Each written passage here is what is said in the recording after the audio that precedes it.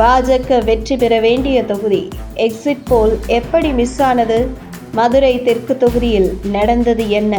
மதுரை தெற்கு தொகுதியில் அதிமுக திமுக என இரு பெரும் கட்சிகளுடன் கூட்டணி இல்லாமல் கருணாநிதி ஜெயலலிதா என்கிற இருபெரும் ஆளுமைகள் இருக்கும் போதே பாஜக சார்பில் கூட்டணி இல்லாமல் தனித்து போட்டியிட்டு சுமார் 11% வாக்குகளை பெற்று பாஜகவின் வாக்கு வங்கியையும் தாமரை சின்னத்தையும் மதுரை தெற்கு தொகுதி மக்கள் மத்தியில் கொண்டு சேர்த்தவர் அப்போது பாஜக சார்பில் போட்டியிட்ட AR மகாலட்சுமி.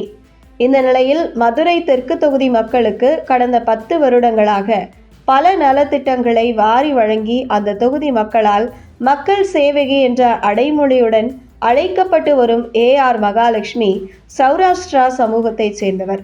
அதாவது மதுரை தெற்கு தொகுதியில் பெரும்பான்மையாக இருக்கக்கூடிய முக்குளத்தோர் சமூகத்திற்கு அடுத்ததாக இருப்பது சௌராஷ்டிரா சமூகம்.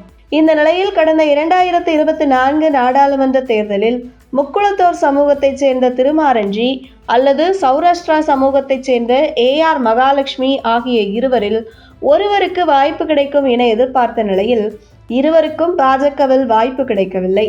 மதுரை வடக்கு தொகுதி அல்லது மதுரையில் எந்த தொகுதி கிடைத்தாலும் 2026 சட்டசபை தேர்தலில் போட்டியிடுவது என கடந்த 2 வருடமாக மிக தீவிரமாக களப்பணி செய்து வந்தார் திருமாரஞ்சி.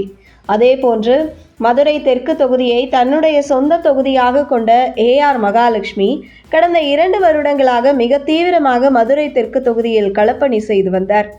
மதுரை தெற்கு தொகுதி மக்களின் எதிர்பார்ப்பும் கூட இந்த தொகுதியில் AR மகாலட்சுமி போட்டியிட வேண்டும் என்பதே விருப்பமாக இருந்தது. இதற்கு காரணமாக அவர் MLAவாக இல்லை என்றாலும் கூட அந்த தொகுதி மக்களுக்கு பல நலத்திட்டங்களை வாரி வழங்கி அந்த தொகுதி மக்கள் மனதில் இடம் பிடித்திருந்தார். இப்படி பரபரப்பான சூழலில், அதாவது பாஜக உறுதியாக வெற்றி பெறும் என்கின்ற மதுரை தெற்கு தொகுதியில் முக்குளத்தோர் சமூகம் அல்லது சௌராஷ்டிரா சமூகம் அல்லது அங்கே 3வது பெரிய சமூகமான வெள்ளாளர் சமூகம் என இந்த 3 சமூகத்தில் இருந்து ஒருவர் நிறுத்தப்படுவார் என பாஜக நிர்வாகிகள் பலரும் மதுரை தெற்கு தொகுதி மக்களும் எதிர்பார்த்து கொண்டிருந்தனர். ஆனால் நடந்தது வேறு.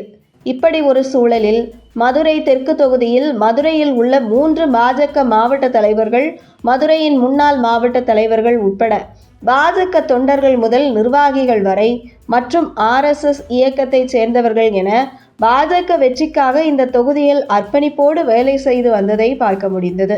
இப்படி ஒரு சூழலில் சமீபத்தில் வெளியான எக்ஸிட் போல் மிகப்பெரிய பரபரப்பை ஏற்படுத்தியிருக்கிறது. மதுரை தெற்கு தொகுதியில் திமுக கூட்டணி வேட்பாளர் 36% வாக்குகளுடன் முன்னிலையிலும் பாஜக 31% வாக்குகளுடன் 2ஆம் இடத்திலும் தாவேக 24% வாக்குகளுடன் 3வது இடத்திலும் உள்ளது.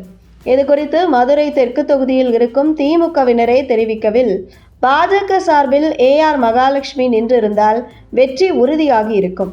அல்லது முக்குளத்தோர் சமூகத்தைச் சேர்ந்த ஒருவர் அல்லது வெள்ளாளர் சமூகத்தைச் சேர்ந்தவர்களில் ஒருவர் பாஜக சார்பில் தெற்கு தொகுதியில் போட்டியிட்டு இருக்க வேண்டும் என திமுக தரப்பில் இருந்தே தெரிவித்து வருவது ஆச்சரியத்தில் ஆழ்த்தியுள்ளது. மேலும் தற்பொழுது எக்ஸிட் போல் படி பாஜக 31% வாக்குகள் பெறும் என்று தெரிவித்துள்ள நிலையில் அதில் ஒவ்வொரு வாக்கும் அந்த தொகுதியில் வியர்வை சிந்தி இரவு பகல் பாராமல் உழைத்த பாஜக சீனியர் தலைவர்கள் முதல் நிர்வாகிகள், தொண்டர்கள் வரை மற்றும் RSS இயக்கத்தைச் சேர்ந்தவர்களின் அர்ப்பணிப்புக்கு கிடைத்தது என்றும் எந்த ஒரு தனி மனிதனுக்கும் இல்லை என்பதை எக்ஸிட் போல் உணர்த்துகிறது.